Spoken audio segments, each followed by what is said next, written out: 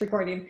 Where we started the society and where we're at now, you know, we were seeing a lot of kind of mid-level sales enablement people, and over the years we've seen people popping up into the more executive ranks, and we're seeing a lot more junior sales enablers coming through. So that's very cool. And as we are designing the conference, we're starting to design with all of our different practitioners that are coming about in mind, and lots of good plans for next year as well. So the conference is our largest fundraiser as well. It is not easy to run such a large organization, as I was telling Chuck, for anybody that got to join earlier. I sit on the board of directors, and it's still all volunteer based, and we have an association management company that helps us with the operations.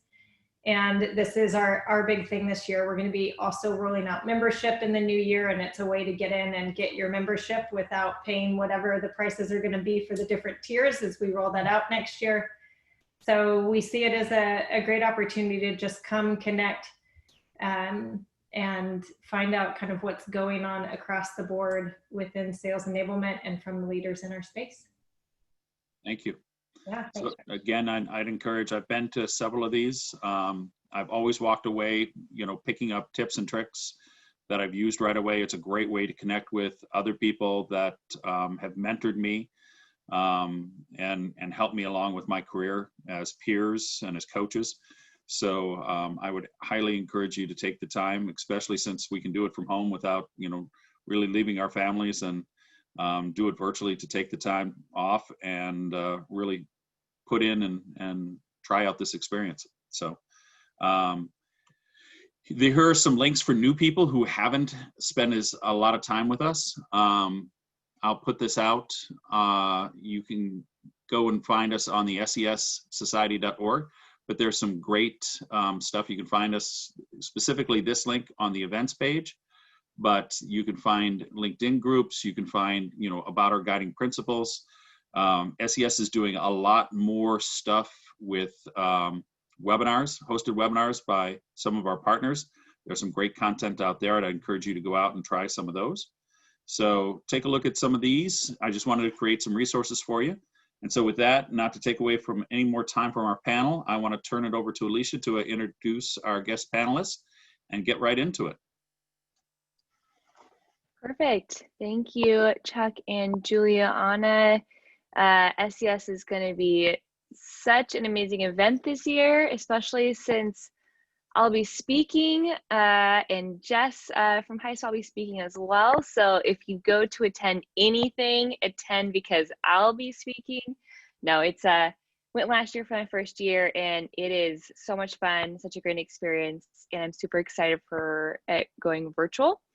But I know you are all here today to kind of hear from Whitney and Matt, and we'll start out with Matt this evening, and Matt will be going over, you know, a virtual sales kickoff, something that's all top of mind for us, and something that's I've never done, a lot of people haven't done, and so this is going to be an extremely valuable one to kind of listen to. And then Whitney will be following up afterwards, and she'll be talking about really running a effective QBR for your audiences. And we're really extremely lucky to have them here.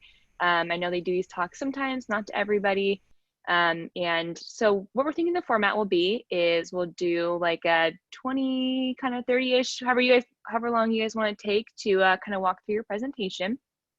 And if anybody has any questions, if you wouldn't mind just popping them in the chat, and I will help moderate those. Or if you don't want to ask it like during, we'll leave like a 10-minute Q&A at the end. So it'll be 20 minutes, 10, 20, 10. And so you're going to get a lot out of this session today, hopefully walking away with some great things that you can implement at your company. But without further ado, I'd like to introduce Matt. Matt is from Huddle. He is an enablement leader with a decade's worth of experience in exploring the revenue side of businesses and working to enhance the customer journey. He loves collaborating with outside stakeholders, promoting new processes, really enhancing the sales and customer success workflow. He specializes in building strategic processes, creating efficiencies in communications, and increasing engagement. And some might call him a kickoff extraordinaire. I would call him that as well, because of his work in building and owning multiple facets of sales kickoff for his teams. I'm so excited for this. I've never seen this before. Matt, the floor is yours. Hey, thank you so much, Alicia. And hey, guys, welcome. I appreciate being here. One, I'm not in Seattle. I am in the dead center of the U.S. in Lincoln, Nebraska, representing the LNK. Not anything cool by any means, but yeah, that's where I'm at. I love this. I think I will say I'm blessed to have to go through all of this virtual kickoff stuff. We turn over our fiscal year in April. So by the time that I had everything ready to go at the start of December and finalized at the end of March, I was told that there is no way you are hosting a kickoff in person anymore. You need to pivot and you have 12 days to do it. So I'm going to walk you through my crisis mode and basically just outline what I did to be successful, the results that I was able to gather from all this, and then how do I build this going forward as well too. So as Alicia said, I am from Huddle. Little quick background about Huddle. We do have 6 offices internationally. We have 2 in the US, and then we've got 3 in Europe, 1 in Australia. What do? We are a sports analytics and film company.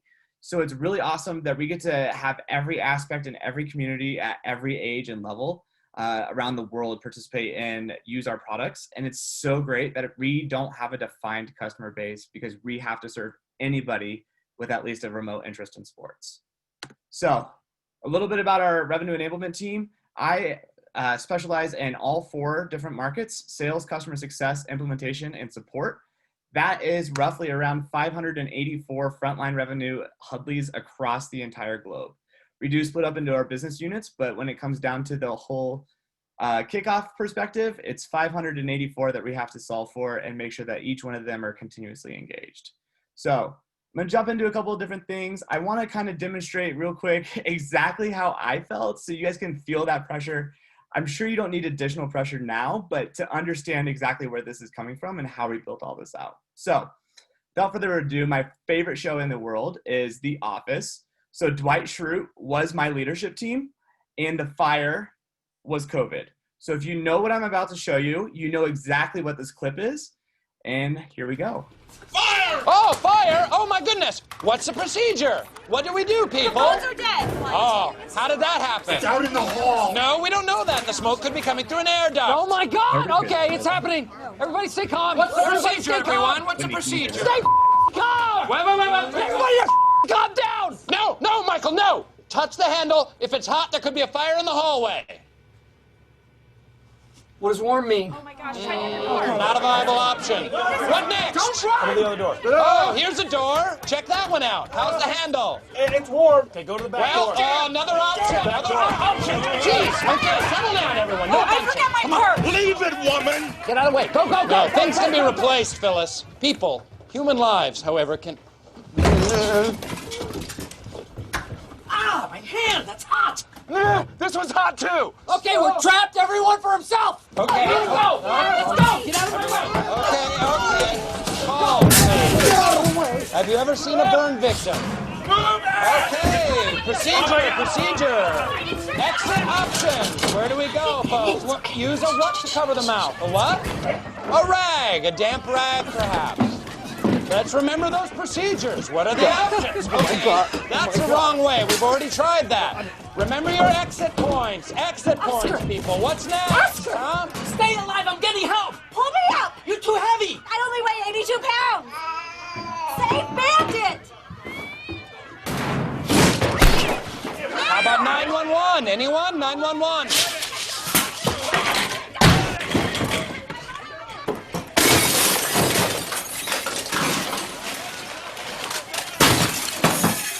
What do we do? Use the surge of fear and adrenaline to sharpen your decision making. Okay, I am not dying here. So I'm not going to show the whole clip. I showed a lot of it, but that was definitely probably by far one, my favorite episode. One, exactly what showed my fear and how I had to pivot. Dwight was a wreck. He knew what he wanted, but he didn't know how to demonstrate or tell anybody what they needed to do. So in the famous words of Dwight Schrute, I took this quote from him as well. PowerPoint is boring. People learn in many different ways, but experience is the best teacher.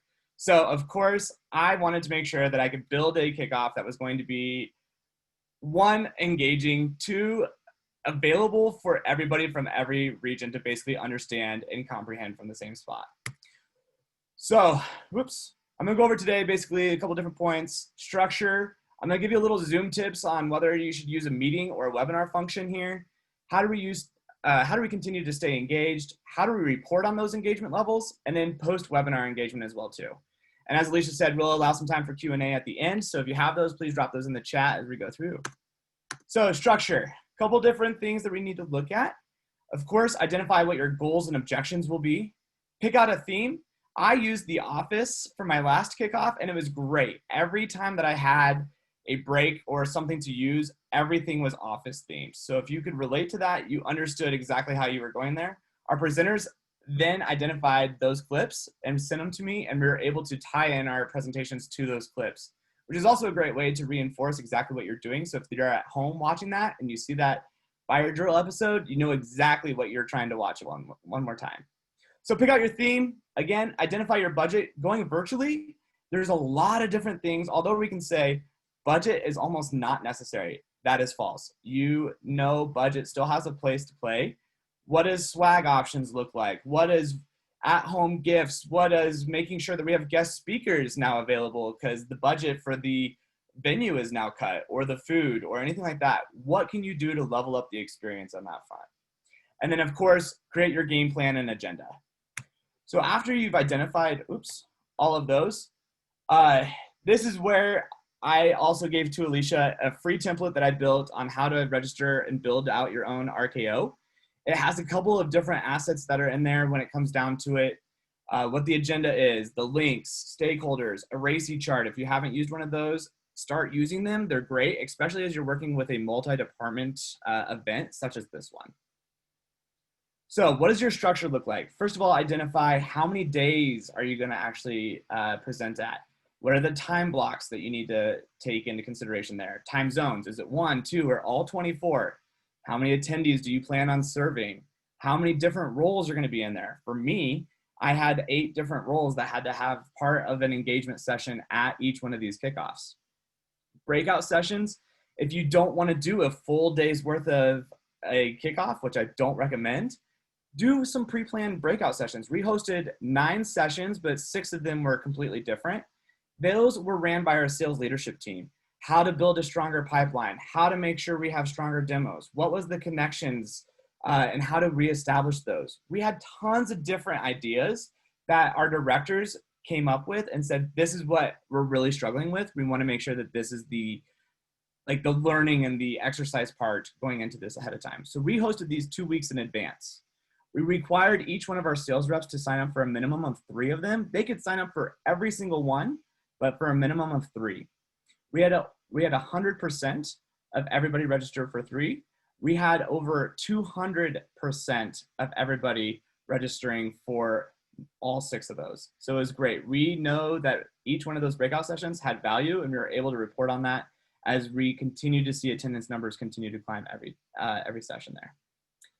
Also, making sure that you identify when your main event or your keynote is. That's usually when your CEOs or the big product teams or the unreveals coming in, or the big announcement that we have on the upcoming side. Plan that to where if you're doing a multi-time zone event, have that be early in the morning or late at night where everybody can attend. So you have all of those stakeholders engaged, ready to go and ready to listen. And then that way, one, you don't have Zoom fatigue from your presenters that are constantly having to tell the same story over and over again, and allow them to be able to pitch the same story with the same excitement from the get-go. And then also last is making sure you plan out those social events. So like I had here, ours was over a course of essentially 3 weeks. So I made sure that our breakout sessions were specifically untied to any social events. But when it came down to our actual kickoff, the keynote, and the extra sessions that we had related to that, we had social events on there. I've seen things where we could do 2 truths and a lie over a Zoom meeting, and you just build out a cool little PowerPoint presentation over all of that. You could do virtual cooking classes. Who came up with the best thing? You could do a nailed it episode and have like Huddle nailed it. It's kind of cool to see exactly what you can think of. Get inspired by some of these TV shows that are out there or trends or whatever it may be. Incorporate those into your sales team, depending on where you're at, and have that as part of a social event, because then it gets people engaged and everything else like that. Even today, we did a virtual escape room for our company as well, which was really, really cool. So meetings versus webinars. I'm going to jump into this. A lot of people don't understand what the difference is between a meeting and a webinar on Zoom. A couple different assets that I want to touch on. A meeting is more for your smaller to medium or large groups. It's more of a customer facing meeting. Kind of what we're doing tonight is considered a meeting. Used for our onboarding training sessions. If you want to do a breakout room and separate people into different rooms, that's where you want to do breakout or meetings, sorry. Also for any kind of just-in-time training. As far as audio goes, anybody can unmute and mute yourself, so you run that risk that if you have a presenter, you want to make sure that you set those settings to everybody's muted when they join. Again, 100 users with a free account, 300 if you have a paid account. I'm not trying to sell Zoom, I'm just trying to tell you what you got, so just keep that in mind there. When to use webinars, these are exactly what I used for most of my keynotes when I came into it. If I didn't use a breakout session or breakout rooms, then I used webinars. So these are for your large events. These are for your sales bi-weeklies, kickoffs, QBRs occasionally, training lectures, etc. Only panelists and only the presenters are able to speak and show their camera and mute and unmute. So it's great. Everybody else is in that listen only mode. So it does add a little extra layer of pressure for the presenters, but it definitely allows more of that structured, here's what I'm doing, this is what you need to listen to, this is what we're doing kind of format. Again, you can go up to 500 participants on that. I'm sure if you upgrade even further, you could go even higher than that. But that, I have not seen anybody that's needed over the 500. If you do, contact your Zoom admin. They'll definitely help you out. So staying engaged. This was the big thing that I had no idea what I was going to do. I sat here for probably 12 days trying to figure out what does engagement look like when I can't stare at these people in the face to put their phones down. What does this mean when I can't show that these people are actually participating in in-person activities? And that's where we came into this. So the keys to successful engagement was break, break, break. Always, always, always, I go by a 90-minute rule. You can speak for 120 minutes, but make sure you please have a 10-minute break right after that. You could even go longer or shorter. It doesn't matter what that looks like for the presentation, but no more than 120 minutes. Make sure that your breaks are interactive. We did a YouTube music break. So if you Google YouTube, or if you Google YouTube, it's owned by the same people, I'm sorry. If you YouTube 10-minute music countdown, it will go ahead and pull up a bunch of different things. We did that for one of our session or one of our kickoffs. For another one, we did request line. Just like what we did when we were kids, we'd call in the radio station on Saturday night. We would request the songs that we wanted to have. We did the same thing. We pulled up a Spotify playlist. You could submit the song that you wanted to do, and we'd play those during the breaks. We would also show the picture of the person that actually requested that song if they wanted to, if they weren't too embarrassed of the song that they actually wanted to choose. So it's kind of cool to have that interactive break, whether or not they wanted to just go and leave the room or check on whatever, or just sit there and just patiently wait too, just to kind of get their brain to rest. We started each session, again, with a video or an activity. Again, I chose The Office, so I chose a lot of the different Office clips that I found great and incorporated those into each one of our sessions. We also did activities such as Mentimeter or Kahoot when we broke those down. We did a wordplay game of what 3 words meant to you for this last year, or what 3 words mean to you going into this year. And it was great to see the words shift and change. And it was a good way for us to spin off of that and really drive the emotions off of that as well. One thing to keep in consideration when you're doing a virtual kickoff is there's just too much damn content. I hate to be blunt, but that is really what it comes down to. And so understanding what is too much and making sure that you can break those sessions out or reduce the amount of verbiage that's actually on a screen. If you're able to talk to somebody and have those activities and engagement levels and address that early on, it's great, because then you're not sitting there word vomiting the constant time that you have these people locked in for. So what did we use for our own engagement tools? We used Zoom. Zoom, everybody's sitting here like, whoa, Zoom can actually do something that's actually relevant for me. Yes, Zoom can. And I actually shared this with them hopefully to make this more of an enhanced feature, but we used polls. Polling was a huge way for us to actually gather in-time interactions and engagement levels from our reps. And I was able to pull the reporting off of that in the reporting section and actually build out who was actually participating 11 out of 11 out of the times or 1 out of 11 of the times. And it's easy to pinpoint each rep whenever they create or whenever they selected an answer. I could put them in a category of where they actually fit in. Q&A, it was a great way for them to stay engaged, ask those questions that we wanted to do. When you have the recording, you can actually download that and attach the Q&A to the recording as well too. So it's awesome that you have that real-time answer live or text answers as we go on.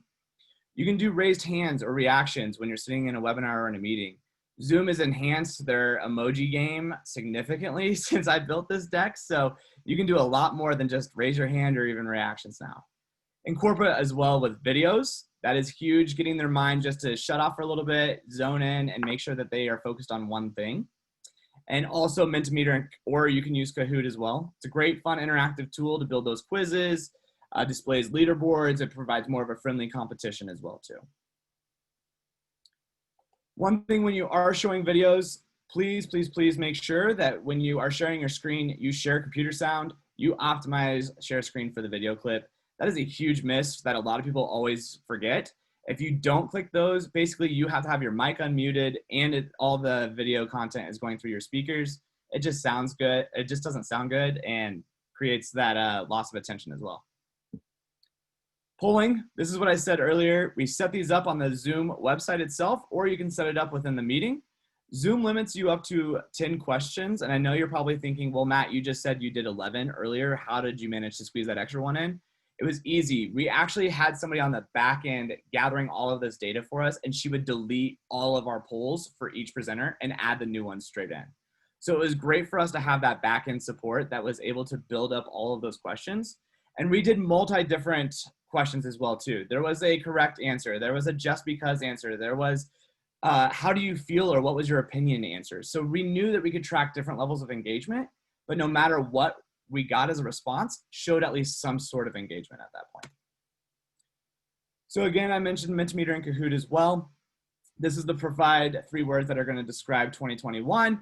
As you can see, it was awesome to see these different questions and the answers pile in, and it was an interactive real-time event that each rep had an idea to participate in, and it was cool that they could see that their own words were growing. Wide variety of questions. We actually did our 2 truths and a lie, and we also did Guess That Baby with our sales management team. So each manager and director submitted a baby picture, and we had to guess who it was. So it was a cool way to show those leaderboards as we went through that. So reporting on that engagement. Again, the types of reporting for Zoom, it is a little limited, but I think it's something that's definitely underused in a lot of different fronts. So there's registration reports. So if you're sending out like those breakout sessions, who's registered for each one of those different events? When you have a actual event happen, what was the attendance report? It actually breaks it down per second for you. So I had an example, I had a sales manager today asking if a rep was on our biweekly call. And I said, yeah, for 19 seconds, they registered on for this call. And she's like, how do you know specifically 19 seconds? I said, it tells you exactly the hour, the time, and the second that they enrolled and the time that they signed off. So it's great to show exactly who and how long those people are actually engaging for. It also shows a performance report.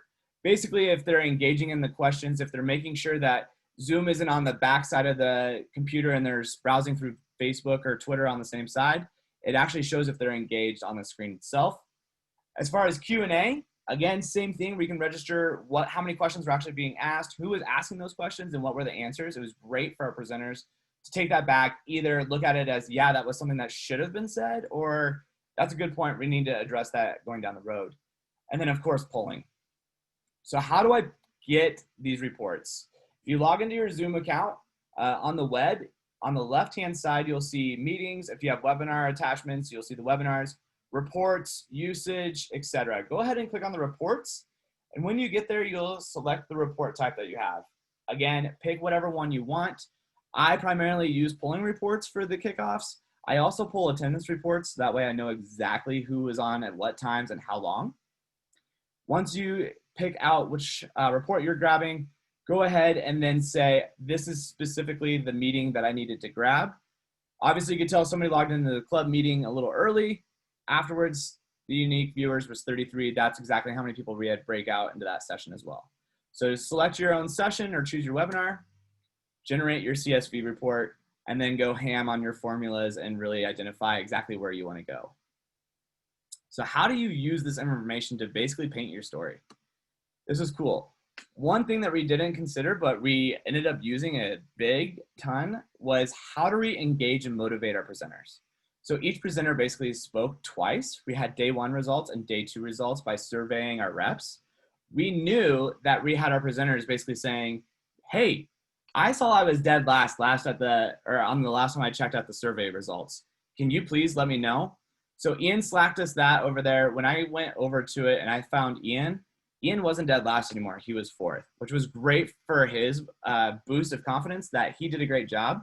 Same thing with our CRO. He took the time to say, I want to be within the top 3. If I'm not, I'm redoing my presentation, which did not happen. But he did get into the top 2. So it was good to understand that our presenters wanted to be just as engaged and drive that initiative and that content out because they felt motivated to do a great job virtually as well too. So get the buy-in of your presenters before you get the buy-in of the people that you're presenting to.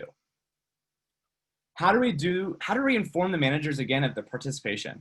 So this is what I was talking about earlier. We were able to break down every rep that had 11 out of 11 poll questions right, 10 out of 11, again, out of 2 out of 11 or lower.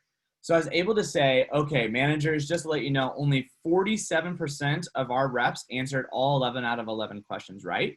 That's a little concerning. But when we took it down, we understood that we could break this out hour by hour, and we could do a participation rate versus the time polled. So this was another thing that the person on our back end side was doing, is that once you launch a poll, it actually tells you exactly the time that it was polled and then what the engagement rate was of the group that was signed up for. So you can definitely say at 9 a.m., we had about a 90% engagement rating. It was great to see that. But in the 6th hour, at the end of the day, when we were starting to get right after the lunch, that 2 o'clock slump, we noticed that we started seeing a drop. We dropped down to 78%.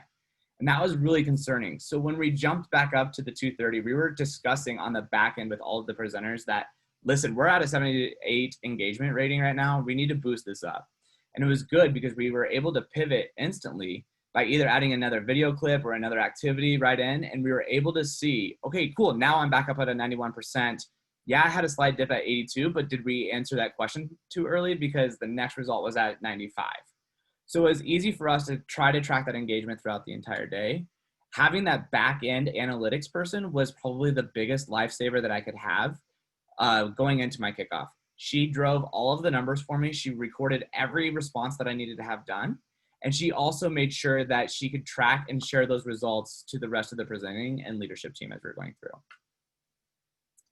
And then for enablement, it was great for us to understand exactly where our questions were coming from. So again, I iterated this earlier, but just for fun, what was the test knowledge rates? What was our opinion and total guess?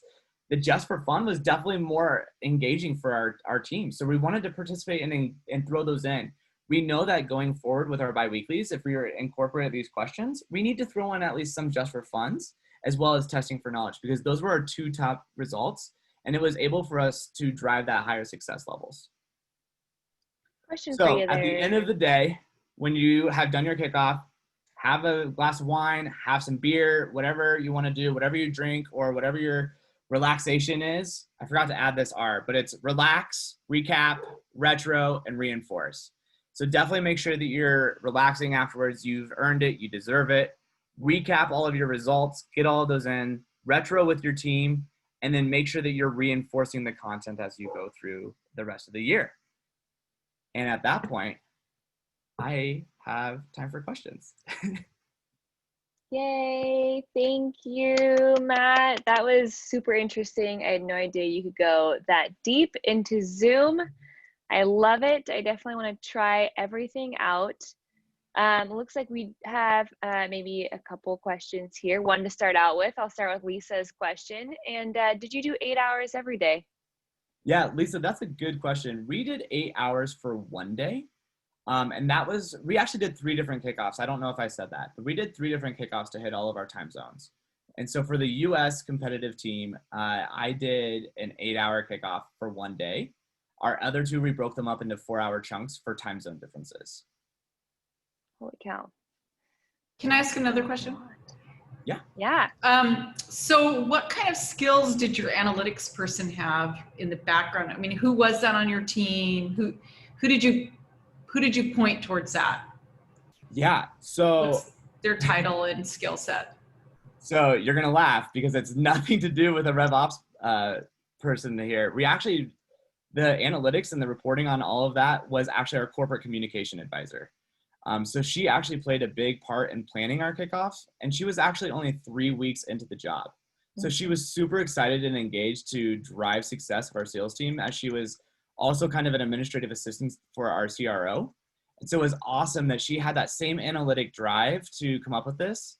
And then also my manager and myself, we actually sat down with her and said, these are the results that we want to look at. Can you please help make sure that we record these? So we also set a benchmark for her of what we wanted to have executed on. I have more questions. Go for it. Did Lisa. you limit the number? So usually the keynotes, they take 60 minutes, but this year I'm like, you guys, 45.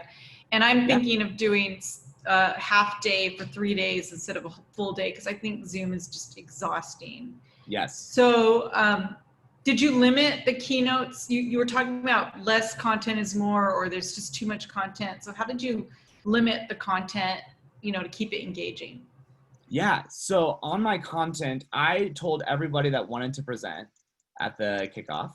At Huddle, it's always kind of a free-for-all. They say, I want to do this, I want to do this, I want to do this. So I just say, perfect, cool, I'll evaluate, we'll see what fits in here.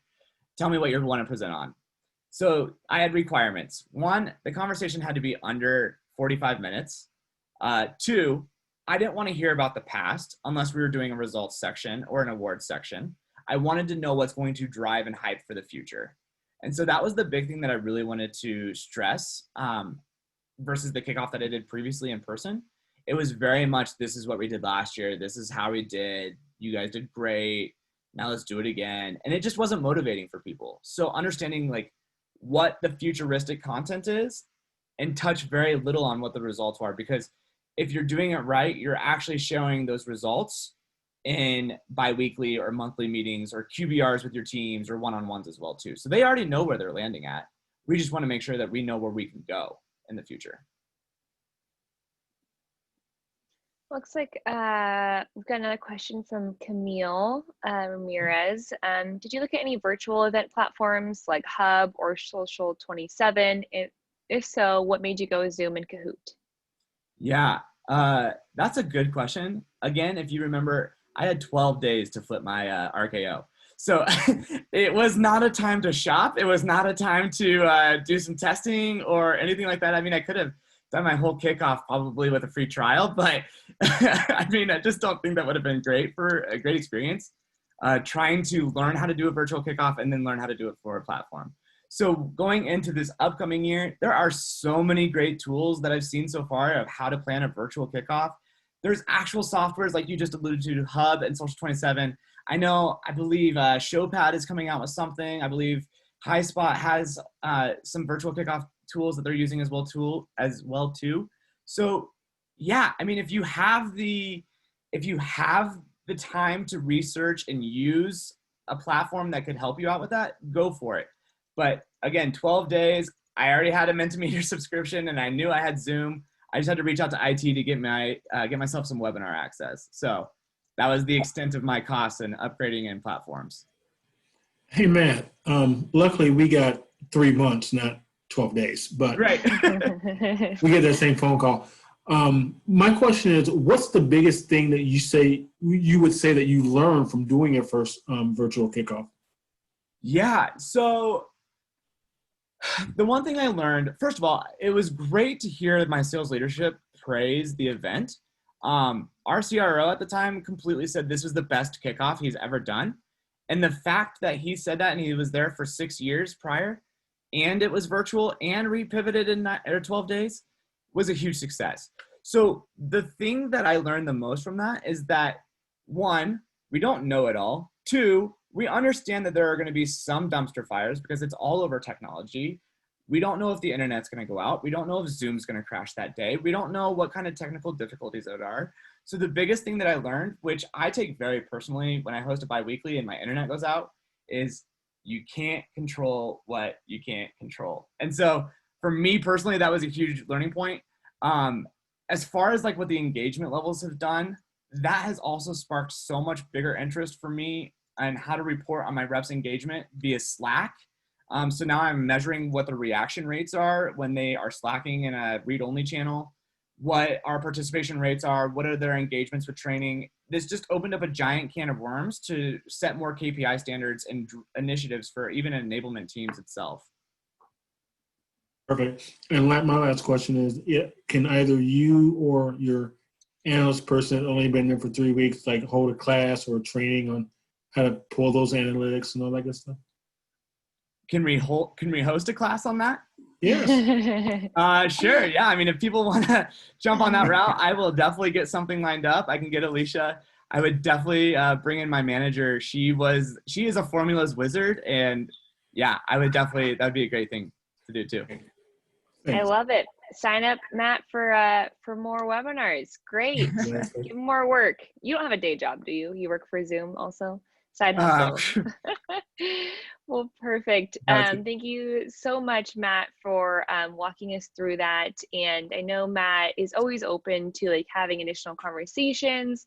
So please add him on LinkedIn, get to know him, reach out. Maybe bring him in for some side projects you have. No, I'm just kidding. And Whitney, I think maybe we could even talk about the sales enablement Slack channel, maybe even after yours. We do have an enablement Slack channel. We'll give all the details after Whitney's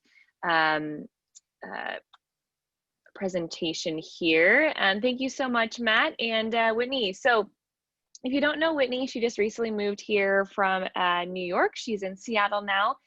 She's an accomplished revenue enablement leader, currently leading the function at Outreach. You may have heard of them, you may have not.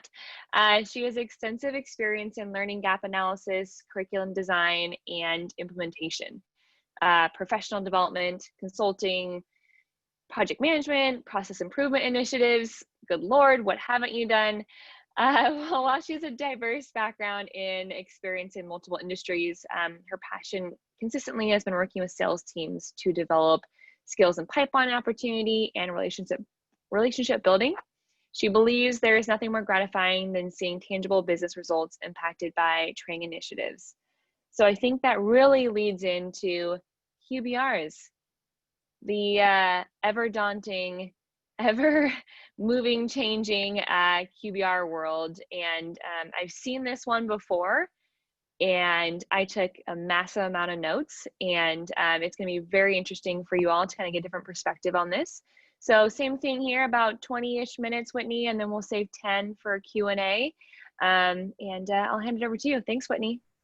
Awesome. Thanks so much, Alicia. I'm so excited to talk to you guys about this. And I think that, Matt's focus and dedication on the data around kickoffs is something that's really crucial in setting up a strategy for success.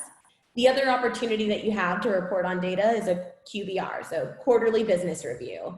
Alicia mentioned she saw this presentation before. We hosted a small group with about 4 or 5 enablement leaders, and I just walked them through my example of what we actually presented in our QBRs. So I plan to do that today too. I've only prepared 2 slides, and the rest of our time is going to be spent actually walking you through a real example of our QBR with some of the redacted data, of course. So the agenda, slide number 1 is going to be about purpose, process, and payoff of QBRs if you haven't done them before, or level setting on what they mean to me. I'm also going to help distinguish between 2 different types of QBRs. So the first being the executive QBR and the second being the stakeholder QBR. And then finally, I'll walk y'all through the example stakeholder QBR. So let's get into it. This is one of my favorite slides. I actually stole it from my current company, Outreach. We do sales engagement, and it's all around driving rep efficiency through process.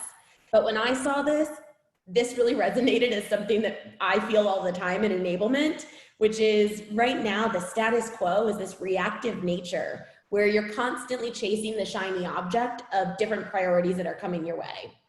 But when you get these motions in place and have an operating rhythm around what you're reporting, how you're reporting, the initiatives that line up to that, you can march or you can go so much faster towards your goals with your key partners in the business. So obviously we all want to be this status quo column here. The purpose of a QBR is for a few things. One, it's a regular opportunity to communicate. So everyone's busy with their own meetings within the group. This gives enablement a space to have a voice. The other side is to track progress. So a lot of times we have these one and done training initiatives, and it's important to look back and understand how it actually impacted the business in order for stakeholders to really understand the value of what enablement brings. Next, identifying opportunities. So you could, through these conversations, find opportunities for another initiative to support. And then finally, retain customer loyalty. So I use the term customer loyalty because I treat our internal enablement function as a consulting firm to our internal customers, the sales org or the customer success org. So the process. So this happens on a quarterly basis. And some of the things that we do within this QBR is we revisit our charter. So we want to make sure that everyone is in line with what it is that we're accomplishing and what we're all trying to do within the enablement team. Make sure that there's clarity of vision there. Then we'll report on some of our standard data for those repeatable activities. So think about onboarding and ramp metrics that you report on a regular basis with different cohorts. You start with the stuff that you report really regularly. We highlight key initiatives in flight, and I've got a very specific strategy for how I talk about the impact of our key initiatives. So you'll get to see that in action. We discuss any upcoming requests that we have in the pipeline, and we work with the leadership team to actually prioritize what the next quarter is going to look like. And we align on key sponsors for those upcoming initiatives. We want to make sure that the team has some skin in the game. Which leads me to my payoff, right? By having a quarterly business review and conducting these regularly, you start to have more clarity around what enablement does. And I'm sure many of you on the call have experienced it where, you know, you're out, you could be out at a bar even, and they'd be like, what is enablement? And everyone has a different definition. And so you want to make sure that the way that your company talks about enablement becomes consistent. This is a great way to reinforce that. It also allows us that space to hone in and shine a light on enablement's impact. And I think too often, enablement is the unsung hero, and I'm really on a mission to change that. And I know that the only way we can do that is by talking about the stories where we've impacted the business. Like I mentioned earlier, it gets you that skin in the game with your key stakeholders that are going to be your partners through a lot of the projects. And you're in lockstep moving forward. For me, being a leader of enablement, I've got a team under me, and I have my enablement managers run these stakeholder QBRs. And I think that it really makes them feel appreciated to take a moment to pause and reflect and celebrate some of the wins that have occurred. It also is an opportunity for growth for some who may not have had the experience of presenting data to executive stakeholders. So there's a really great opportunity to share some of the wealth in how these are presented. And the payoff is also that it's preparation for the executive QBR. So I promised I would clarify between the two. For me, when it comes to target audience, there's two different types of QBRs. There's the executive QBR, which your business will likely have a standard template that they expect each department to fill out. So if you haven't seen it, I would ask your sales leader, your SVP of sales, your CRO, like, what is it that they report on? So you can start to understand and creatively think of ways to slot enablement into it. I'm really fortunate. I report directly to the CRO, so I do have my own space to contribute to this. But the thing about the executive QBR is that it's not a clear fit for some of the disparate data that enablement we come across, right?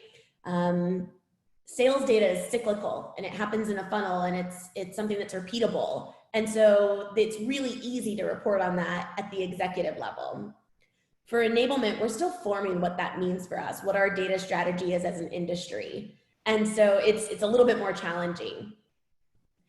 Also, the topics that are discussed in the executive QBR are typically aligned with those top strategic initiatives that came from the annual planning process.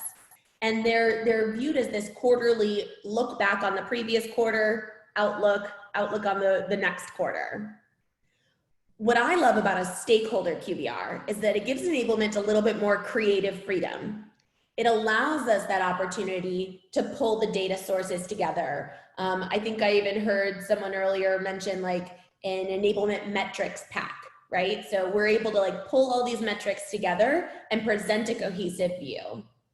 It's that great opportunity to highlight the partnership and strengthen the partnership with your sales leaders. Something that we do in particular is we turn it into a working session plus the presentation of results.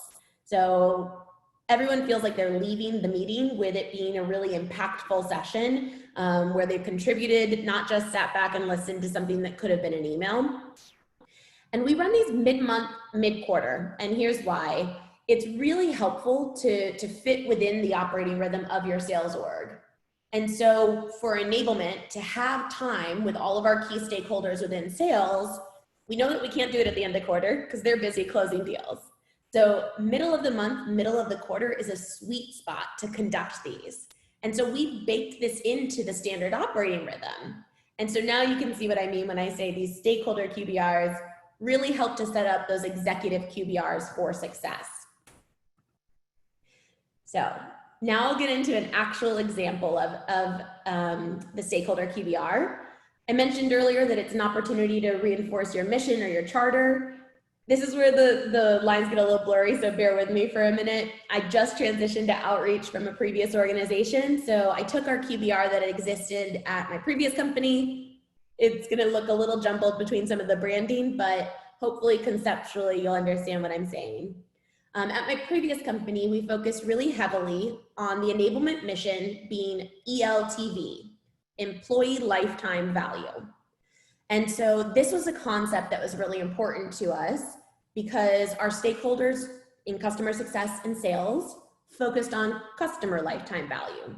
So they understood the concept of taking these sets of metrics, combining them to having an understanding of the output. And so these are the 4 joints and how we measured that. We focused on shortening ramp time. So again, outcomes focused, but if you think about that, enablement was responsible for onboarding. So there we go. Increase how high someone can go. So that's really around efficacy within their role. And so the continuous training element was really a big portion of making sure that people were at the top of the game in their current role. Increase how much someone can grow over time. So we partnered really closely with the people team and we talked about, you know, what is the career trajectory? I was at a high growth startup, so we really valued internal mobility. So making sure that we measured success of our team as someone internally being selected for the next role over an external candidate. And then we looked at the length of time someone stays because we view enablement to be an investment in humanizing or maximizing human potential. And so in that event, if people are really loving what they're doing, if they're feeling like they're growing, our hope is that they'll stay longer. And that institutional knowledge is so valuable in a startup org where you're not having to take that long time to ramp someone on the culture, on the product, on the background context. So that was the enablement mission. In our QBR, we covered the following things. We went into ramp and focused on data and pulled out some trends behind the numbers. We also looked at efficacy within role, where we highlighted some of the key training sessions that we went through. And I'll talk to you about the model we used to actually show the data there. We focused on tech stack optimization. And so we worked within maturity models to create phased approaches to make sure that we weren't just trying to implement everything at once, but that we were constantly improving our utilization of our tech stack. And then finally, growth and tenure. So we looked at career ladders, we looked at movement, and we focused on continuing educational methodology. The workshop itself was looking at the intake of requests and prioritizing them. So we did a full workshop where we focused on, you know, is this activity something that is high value, high urgency, or where does it fall on this scale? So there's a workshop component with every QBR that we do. So moving into ramp, I'm going to show you from an SDR example. We would focus on these elements. So from a leading indicator, we would look at activities, time to first call, time to first email, time to first op. We would report on what our baseline was versus how we've moved the needle. So obviously like negative X days on time to first call was a positive metric. If we're able to get people on the phone sooner, that's a goal of our onboarding program there. The next is around success. So aggregate ramping quota attainment versus how many percentage of reps that are hitting their first full quota. And then finally, there was a survey that would come out as a more lagging indicator that would help us understand rep level confidence. And so when we first came into the org, reps would come out of onboarding and still feel very confused about what they needed to do.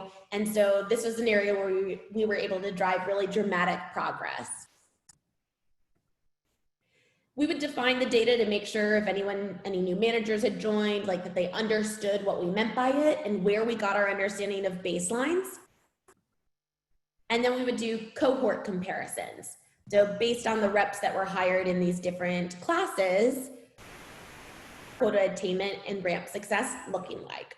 So we would do it by cohorts, so by the start dates, but then we would also do it by segment because it was important for specific managers to know if their team was doing really well or if they were still struggling.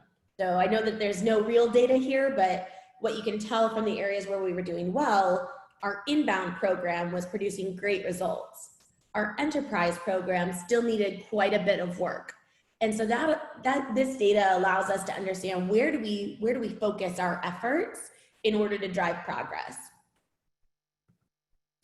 So some key takeaways, this is just how the enablement manager translated some of the data to some of the key themes that we needed to keep focusing on, like need for enforcement in month 3, because we started to see some of our goals drop off there.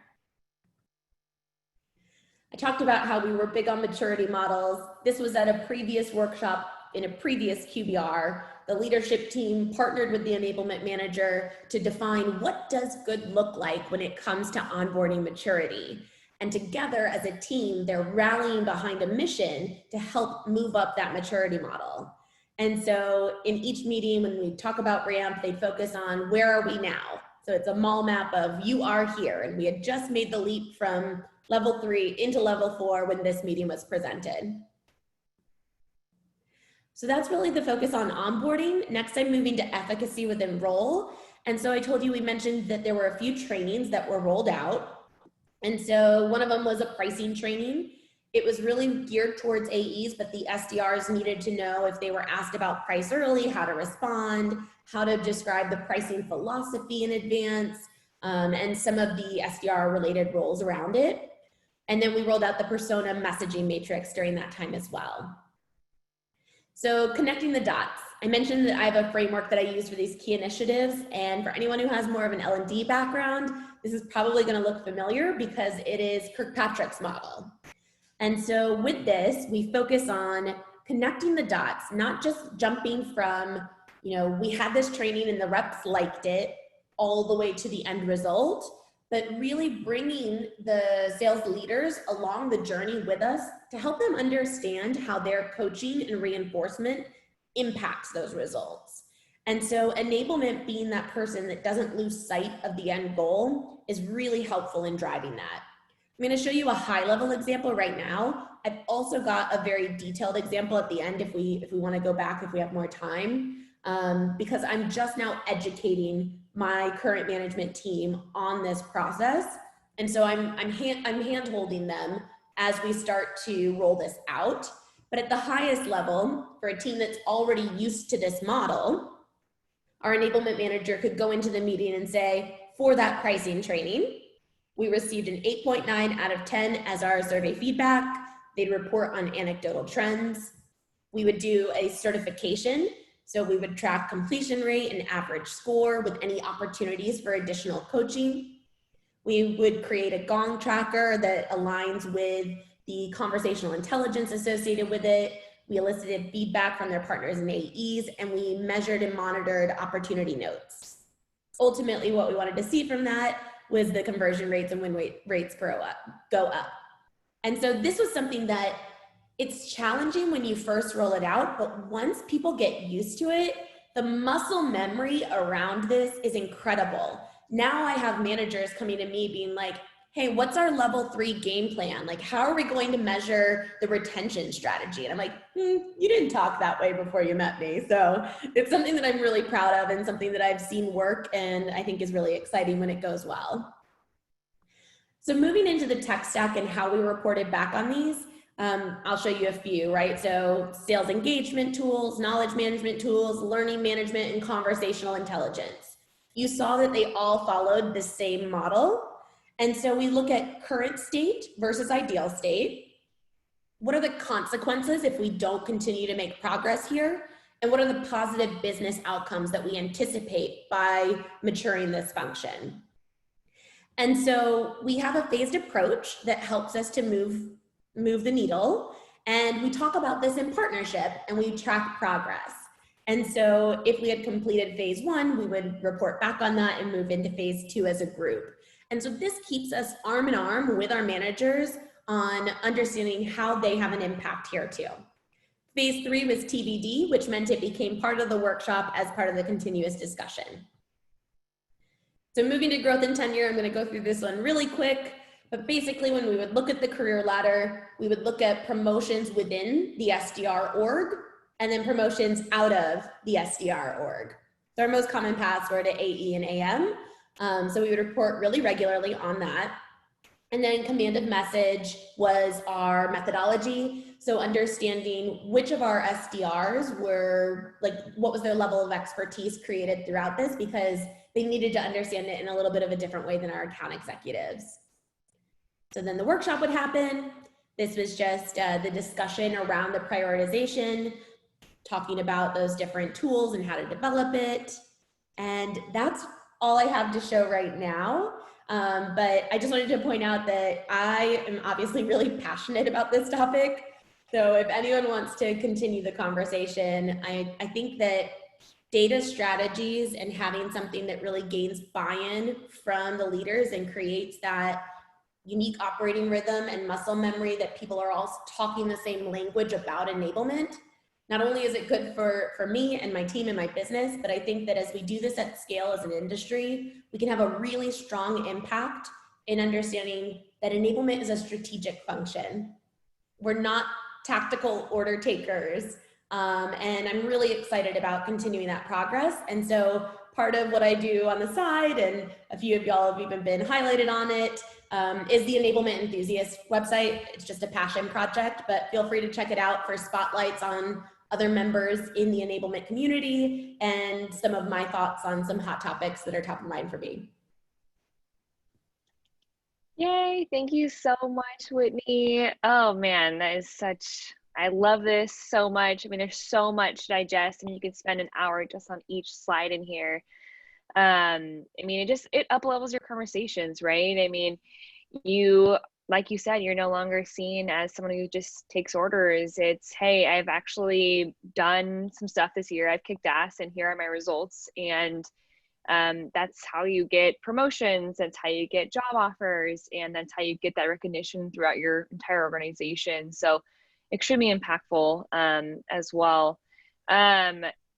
Does anybody have any questions for Whitney here on anything she presented on, anything, any curiosity? I'll kind of open up the floor here.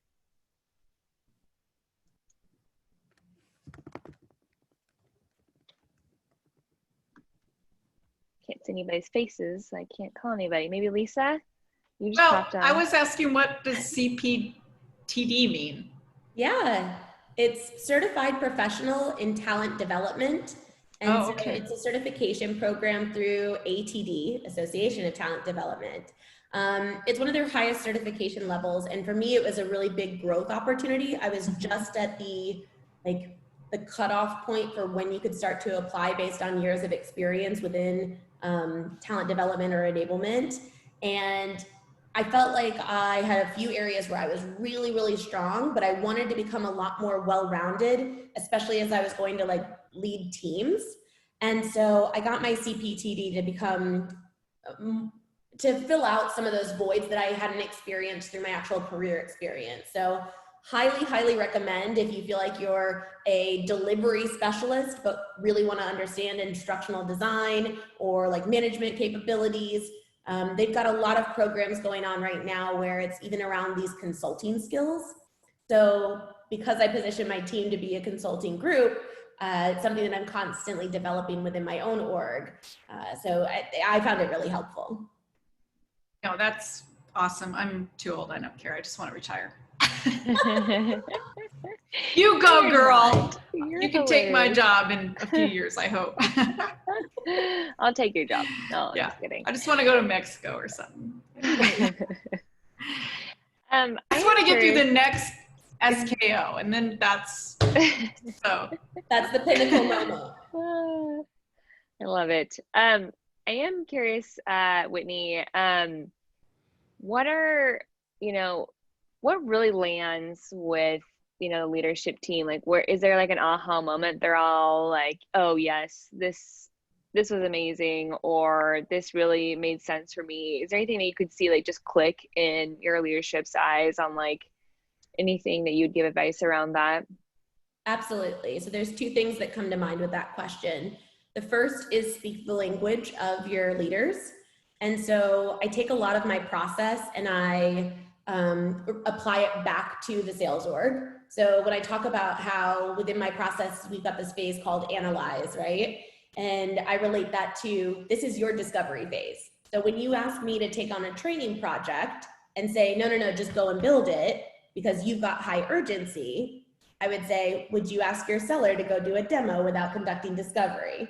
And they're like, okay, Whitney. Yeah.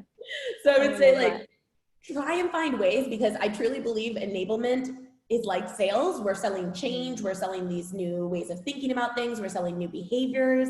And so when you relate your own process to what your sales leaders do, it connects the dots for them completely. So that would be one thing. The other aha moment for the leaders was, at Outreach, it's been growing really, really fast. And so they've had a lot of enablement, and it comes to the point where it was point in time trainings and it would constantly be shifting to the next priority. And so by understanding that it's not just level 1, level 2, by having them understand that level 3 behavior change is crucial to actually driving that success, and that they are a partner in that it's not enablement's job, that it's our partnership that actually does that. Once they see us go through the first time of it, then they become believers. But until they actually go through it, and that's why I told you I was holding hands with my leadership team this first go around. I can actually maybe show you one of the slides. So for some of the priorities that we were taught, well, this is interesting. This is a training transfer matrix. And so I used this to help illustrate to our leadership team. I kept it blank at first, had them fill in their tic-tac-toe board of, based on roles, the leader, the facilitator or enablement person, or the learner, and before, during, or after the actual training, whose roles are most important for retention. And for them, you'll find that they typically put their roles as not being as critical as what they really are. So they use this to help open eyes. And then I moved into saying here's a manager reinforcement plan. And I'm going to keep it really tactical. And we're going to check in at each of these milestones for some of the progress along the way. And so in milestone 1, I gave them 3 prompts that they had to ask their team about the training. So this is a new muscle for them, right? Some managers do it instinctually, others don't, but we've got a level set. And so providing a manager playbook, which I won't show you here, but providing a manager playbook to them and creating manager enablement associated with those top priority initiatives is going to be what really helps drive results. And so we've been meeting on a regular basis to talk about, they finally scored calls after a training, they surfaced good examples, we're doing an after action review. And so they're understanding what that motion looks like now. And then I go along the way, I set it up in advance and told them what I'd be reporting on. And then I would come back and share progress, right? So here we are, complete, the themes that came out of it, and it opened up discussion. The next one, same with this, complete, right? We've conquered phase 2 together. We reported on number of calls scored by person, average criteria score, what were some of the trends. And so I'm literally walking them through this model this first time. After you do it that first time, you don't have to keep doing that again. And it becomes easier and easier on you, and they start to be more and more proactive. Yeah. No, I love that. I think you made some really good points there. And you know, they're a hard bunch to please. And you know, I think speaking their language, talking about things they care about, getting their buy-in, manager enablement, that's all. Manager enablement, I mean, it's a huge topic right now, as you know. Question in the chat, QBR template. And I think I'll follow up from today.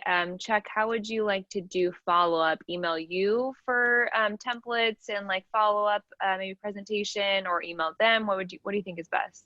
Well, I have Matt's presentation. Whitney, if you want to send me yours, and then anybody who would like it, you can ping me. That's one of the benefits of coming.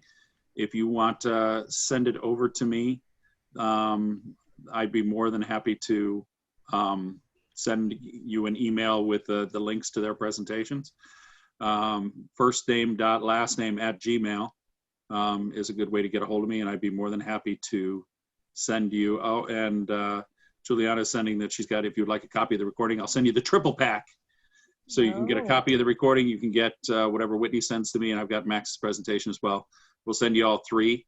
That's the benefit of coming. You get the SES Seattle starter pack. From about being a bottle of champagne maybe too? Hey, let's not push it there. High Spot would be, wait a second. High That's Spot why I would showed be, up today. would be more than happy to. If you make an appointment with the High Spot rep, they'll give you the bottle of champagne, courtesy of Alicia. Just tell her that Alicia said that's part of taking the appointment. Fine. Fine. She goes, whatever. I love it. Whatever. And if you make an appointment with Outreach as well, Whitney will throw in as well. So. I love it. And for every job bite appointment that you take, we'll put in a Grubhub certificate as well. No, just kidding. But yeah, but Chuck, what if you use Outreach and High Spot? What do we get? What do you get? Yeah, that's right. Upon the renewal and expansion of your contract. Are we recording this message? Is this call recorded? I want that discount. You want that discount. Exactly. Something like that. I should not be writing checks that